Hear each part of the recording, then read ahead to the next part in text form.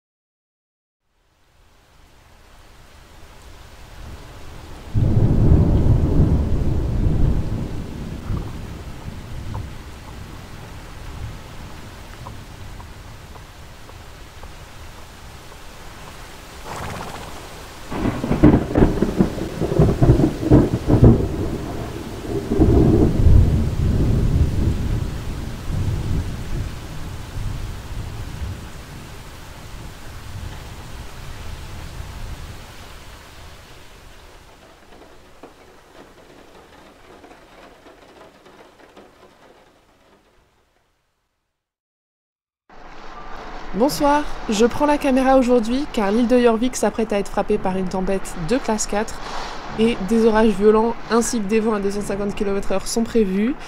C'est une tempête qui va arriver par la côte ouest et qui va se rapprocher de Wildwood qui est à d'être 1 km de la maison. Et donc le ranch n'est pas le plus en danger mais la tempête risque quand même de passer sur les terres. Cette alerte météorologique n'est pas arrivée à Jorvik depuis environ 2 ans.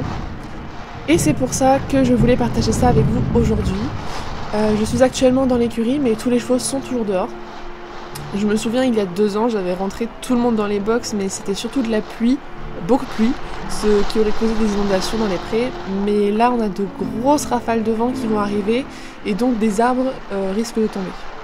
D'après moi, le plus sûr est de laisser les chevaux se gérer dans leur propre espace, parce que si par malheur je les mets dans l'écurie et qu'un arbre tombe sur l'écurie, ils risquent bien plus que s'ils sont dans un pré libres de fuir d'eux-mêmes. Et puis, il faut le savoir, les chevaux, et même les animaux en général, sont super intelligents et sentent arriver les catastrophes naturelles bien avant nous. En gros, première partie de la tempête, qui sont des grosses rafales de vent qui risquent d'être vraiment violentes, on va laisser les chevaux suivre leur instinct. Et quand le vent commencera à se calmer, on les rentrera dans les box pour éviter qu'ils pataugent dans l'eau si l'eau du lac juste à côté se met à déborder, ce qui est fort probable. Désolée, je parle fort, mais la pluie a déjà commencé à tomber dehors, du coup, ça fait beaucoup de bruit. Et donc voilà, même si la pluie a déjà commencé à tomber, dans quelques minutes, on va aller avec le relay auprès des chevaux. Donc on va faire le tour de tous les prés, de tout le monde, pour aller voir un peu chacun, voir si tout va bien jusqu'à maintenant. Et puis ensuite, nous, on se mettra à l'abri dans le chalet. Et puis on reviendra les voir dès que le vent se sera calmé, en espérant que ça ne dure pas trop longtemps. On a la chance cette année de ne pas être en plein dans la tempête, mais on est vraiment sur la frontière, ce qui fait qu'on va quand même se choper pas mal de vent. Donc je vous embarque avec moi, avec nous, donc avec le relay, dans ces intempéries, en espérant que tout aille bien.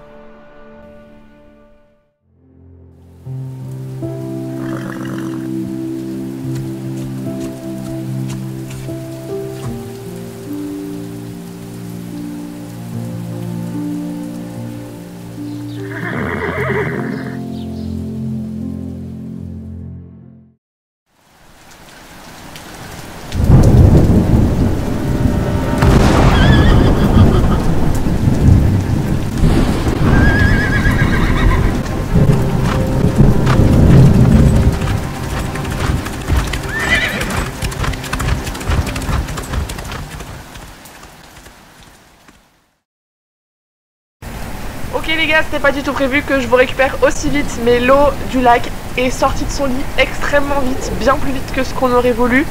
Et donc il va vite atteindre les prés, vraiment j'ai jamais vu ça.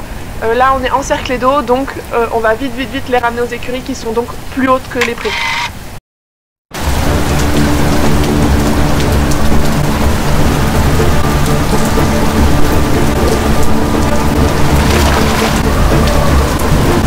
Il y a au moins 20 cm d'eau. Vite, il faut les sortir de là.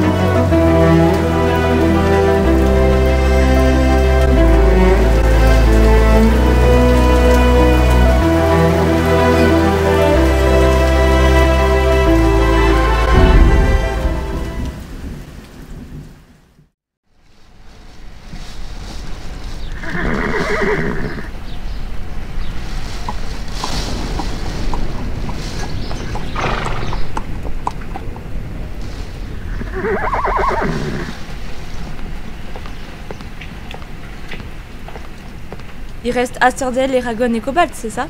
C'est ça. Mais ils sont dans celui du haut en ce moment, ça devrait aller.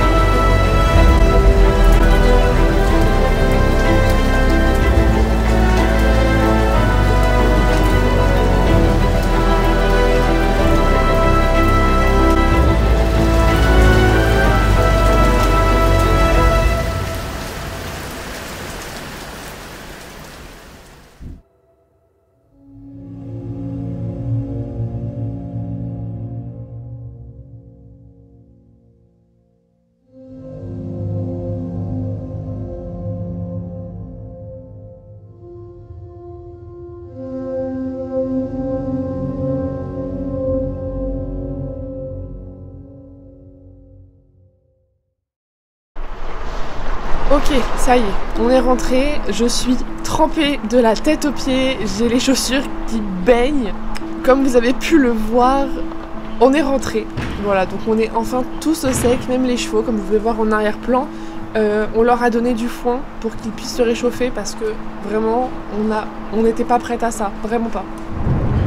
Pour vous expliquer la situation, on était tranquille au chalet et d'un coup la pluie est tombée encore plus abondamment.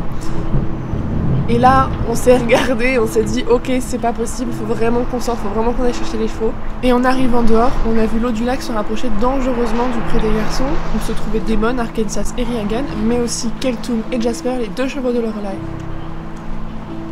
On a pu les récupérer, non sans difficulté et sans bottes de pluie. Pendant qu'on rassemblait les chevaux, Lorelai a failli se prendre une branche dans la figure. Heureusement, c'est passé juste à côté, car c'était pas une petite brindille. Ensuite, on a filé dans le pré des juments qui était lui aussi sous les eaux, mais on a été efficace, donc tout va bien. Il restait plus que Asterdale, Eragon et Cobalt dans le pré du haut qui lui est resté au sec, entre guillemets. Bref, comme vous pouvez le voir derrière moi, tout le monde va bien malgré de petites blessures très superficielles. On est tous au sec, en sécurité, et c'est le principal. Si ça continue, l'écurie ouverte, elle va être sous l'eau. Ah bon, tu penses? Ah ouais. Ah ouais, putain, j'ai pas pensé à ça. Ouais, si ça continue comme ça, l'écurie à l'extérieur, l'écurie extérieure va être noyée, c'est sûr. Ok, donc là je viens de lire les instructions supplémentaires qu'on a eues pour la tempête. Et on s'en sort pas trop mal pour l'instant. On va rester là. Et puis s'il y a une petite accalmie, on pourra traverser, vu que la maison est juste à côté, pour aller voir les chats, etc. Et rester là-bas aussi. Mais pour l'instant, on est coincé dans l'écurie, on va attendre un peu, on va se poser, on va un peu s'installer, et puis on va surveiller les chevaux tant qu'on est là. En espérant que tout aille bien. Voilà.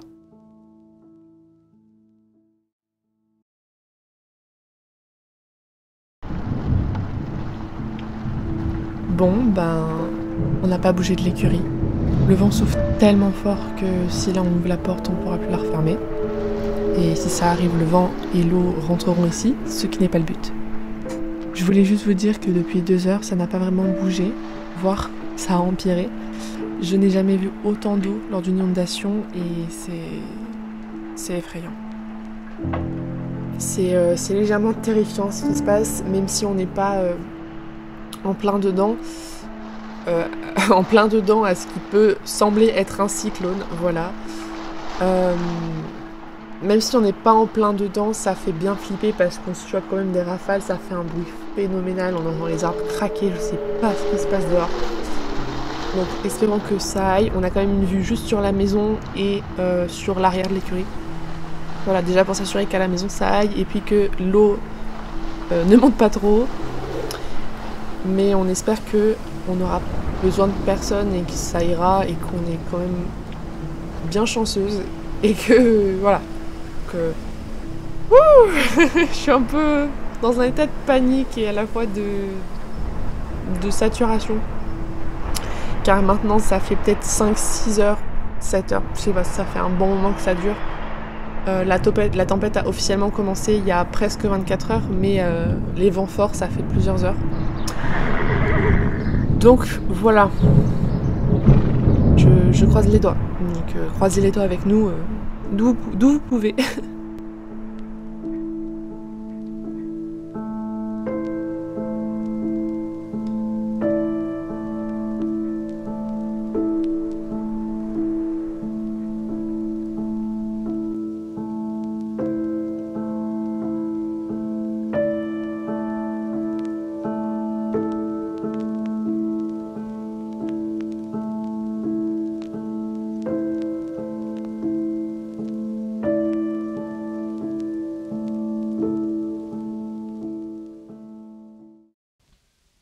Ok les gars, la tempête, ou du moins le plus gros de la tempête, est passé, enfin.